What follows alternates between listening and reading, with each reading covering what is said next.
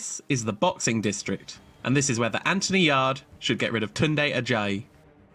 So Anthony Yarde is of course the former WBO light heavyweight title challenger, fought Sergey Kovalev in Russia in August of last year, came potentially very close to stopping him in the 8th round, but eventually succumbed to exhaustion and the pressure of Kovalev to be stopped in the 11th round. He's seen as a kind of exciting young prospect, even though he's actually 29, but he came to boxing quite late in his life compared to other fighters, so still plenty of years left in the ring. He's been promoted heavily by Frank Warren, and definitely seen as a potential future world champion. So Anthony Yarde had 2 comeback fights after his world title fight loss. He looked to be getting back into his groove with 2 good stoppages, until he had a fight early this month with Lyndon Arthur. This fight was seen as a very tough one, a good step up in opposition from his last 2 fights and against an undefeated opponent, but Yarde was definitely expected to win, and he looked very poor in the fight, losing on a split decision. Yarde is known as an aggressive, fast-punching fighter who swarms his opponents, but he looked static and slow in the ring. Lyndon Arthur actually seemed to be fighting one-handed. He seemed to have an injured right hand, and he was still able to win the fight on his jab alone. There was nowhere near enough forward pressure and punches thrown from Yarde. Yarde looked really poor in this fight and really unexciting. He just did not do enough to win the fight. Not enough forward movement, not enough punches thrown, and as a result there have been a lot of calls for Yarde to potentially sack his friend and coach Tunde Ajayi. Now, it feels like these days, whenever a fighter loses a fight they were expected to win, there's calls coming in for them to sack their coach. When Joshua lost to Ruiz for the first time last year, there seemed to be all these people saying he should part ways with his coach Rob McCracken, who he'd been with through his whole career. And I think the Ruiz rematch proved that was probably not the right idea. So I'm going to attempt to analyse this situation, look at Tunde and Yarde's relationship, and see what's best for Yarde going forward in his career. Frank Warren's already come out and said he wants to talk to Tunde about the style of training they use. Even Yarde has come out in the last couple of days and said he needs to talk to Tunde about the methods of training they use. So clearly something is going to change. But I want to look and see if I can find out if Tunde needs to go altogether. In an interview before Anthony Yarde's fight with Lyndon Arthur, Tunde described himself as a trainer, manager, friend, mentor, business partner and babysitter to Anthony Yarde. That's a direct quote. And you start to think when you hear that, is it too much? It's not that there has to be a certain level of antagonism between a trainer and a fighter, but a trainer has to be someone who is willing to say, you're doing this wrong, this is where you're weak as a fighter, this is what you need to do to improve. Maybe Tunde and Anthony Yarde have just become too close, and now their training isn't between trainer and fighter, but between friends. Maybe Tunde isn't harsh enough on him in training when he does things wrong. Maybe he doesn't push him hard enough anymore to be the athlete he needs to be. Even just as Yarde's manager and trainer, Tunde has divided loyalties. A fighter's manager needs to be their hype man in the media, constantly bigging them up as the best in the world and supporting them every way. Whereas their trainer needs to be focused on their weaknesses, what their problems are, what they shouldn't do, the fights they shouldn't take. A lot of really successful fighters and really successful coaches have fallen out over the years because a coach does need to strike that balance between friendliness and sternness in order to get the best out of a fighter. And maybe Tunde has just lost that balance due to his really close relationship with Anthony Yarde. I recently heard IBF featherweight champion and probably #1 featherweight in the world Josh Warrington talk about his experience having his father as his coach, and that he can't just be a dad to him. He can't just be the supportive father. He has to tell him when he's doing wrong. He has to push him to work harder. Even someone as close as his father can't for 1 second in training not say what he needs to or push Josh where he needs to go. There's also, interestingly, if you look at the case, it's actually a managerial relationship, but David Haye and Derek Chisora over the last couple of years, they were people who obviously had huge antagonism between them, but that allowed David Haye to come into Chisora's setup, say exactly what was wrong, what he was doing wrong with his lifestyle, how he had to change his training, how he had to change his diet, push him really hard to where he needed to be the top heavyweight that he is today, who just almost beat Alexander Usyk, one of the pound-for-pound best. Before David Haye came in, Derek Chisora was losing to Ajit Kabayel in European title fights. And then Haye was able to come in as someone who, didn't need to be liked by Derek Chisora and just tell him exactly what he needed to do to be a top heavyweight, what he needed to change.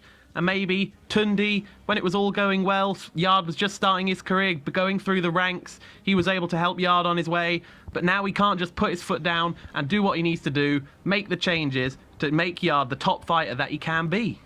A lot was made, and a lot of criticism was made about reports that came out after the Kovalev fight that Anthony Yarde didn't do any sparring in camp for it. Now, it came out later that it seems that Anthony Yarde probably did do some sparring, but it wasn't competitive sparring. It was very technical.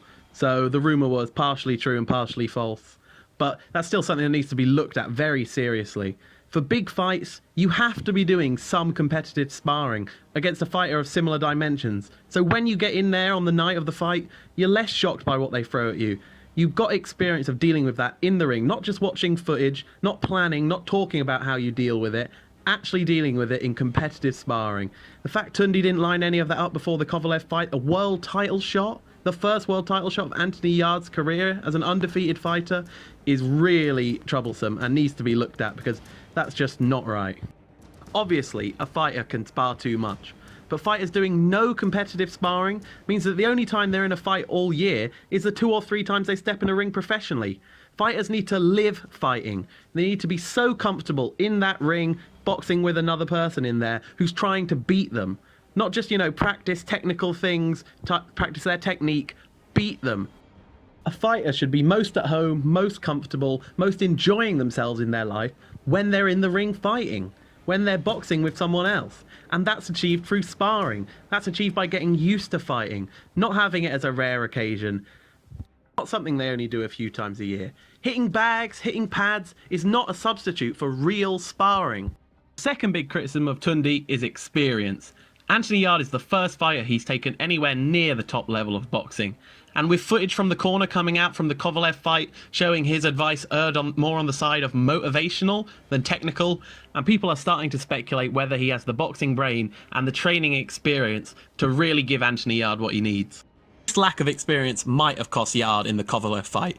Between rounds 7 and 8 in the corner, Tunde told Yarde to unload his whole tank and use up all his energy. This left him vulnerable for those following rounds where he didn't really have enough in the tank to do anything with Kovalev and was just waiting to get stopped, unlikely to win on points. Especially now Yarde has lost twice, with the most recent one being a big upset to Lyndon Arthur. He really needs to think about working on a few things at the gym. More head movement, using his jab to set up his forward movement more. Tunde might just not be able to train Yarde to make those changes with his lack of experience. He might not know how to switch up their training routines, how to work in more sparring, what to work on mentally with Yarde. He just doesn't have that experience of training lots of different fighters through different stages of their careers. And now Yarde's in a bit of a rut. Tunde might not be the man who's able to get him out of it. I think it's clear big changes need to happen. Anthony Yarde looked really poor in that fight with Lyndon Arthur. Something needs to change after that performance. But I don't necessarily think that means getting rid of Tunde. He still has some benefits that people aren't talking about enough. Yarde is clearly really happy, really comfortable around him. They have a great relationship, famous for their saying of lions in the camp. And, having a fighter who's happy and comfortable is such an important thing, especially for their training and keeping them turning up every day, keeping them motivated. So shouldn't just throw that away with Tunde, but changes do have to happen. Yarde and Tunde often describe themselves as being like uncle and nephew, and you still can't underestimate that Tunde has been the man to take Anthony Yarde all this way to a world title fight. But changes do have to happen. First change has to be sparring. Anthony Yarde has to be competitively sparring regularly to evolve as a fighter in the ring and get more comfortable. There's a reason every other fighter does it. Imagine someone like Frank Warren with a lot of experience around Anthony Yarde will just quietly enforce that one themselves, making sure that sparring does happen, because they'll know with all their experience how useful it is and how much a fighter needs it. Here's a suggestion I think could work really well. Bring an experienced trainer into the fold. Someone like a Mark Tibbs or Dave Caldwell, someone Tunde can lean on for their knowledge and experience. Keep Tunde as Yarde's main coach, his manager, his friend, but just have someone there who has the knowledge, can just chuck a word in, say, try this, have you thought about doing this, they've experienced this. They can bring up all the other fighters they've trained, different things they've done there. They can do the sparring, they know how to do it, they'll have tons of experience in that. Just bring someone in with a big old wealth of experience who's really going to know every situation in the book. Nothing's going to be new to them. Always going to know what to do, always going to have a plan, and use them to just train Yarde. Make him a better fighter than he is now. You don't need to get rid of Tunde for that. You just need to bring in someone else with a bit more knowledge. Yeah, I think that's all I have to say about it, really. I think it's very easy to, as a sort of knee-jerk reaction, say Tunde has to go right now. And I do think that big changes need to be made, and you need to look at the level of experience Tunde has as a top trainer. But he has such a great relationship with Yarde. They have such a tight relationship, and like he says, he is the trainer, he is the manager, he is the friend, all those other things, business partner. Completely throwing that relationship away could do more harm than good for Yarde. I've heard some people suggest he should stay on as a manager and stop being his trainer, but I'm not sure that's necessary either. I just think bringing in someone with a bit more experience who can just mould a few things around Yarde's camp is enough, and keep Tunde with his great relationship in the training camp, keep Yarde happy day to day, having fun in training. That's the most important thing, that he's enjoying it as a fighter. That'll keep him coming to the gym, that'll keep him working hard. So I don't think you need to get rid of Tunde as a trainer completely. You just probably need someone with a bit more experience who can just say the odd word here and there and just give Yarde that bit more guidance that he needs. Because he's very, very good. He's a very, very good fighter. But if he wants to win a world title, he needs to be amazing. And he's not that yet. So he just needs a bit more, and Tunde on his own might not quite be able to supply it. I'd like to see Yarde now continue to face good opposition, you know, top domestic fighters like Lyndon Arthur, European level, but not rush for another world title shot.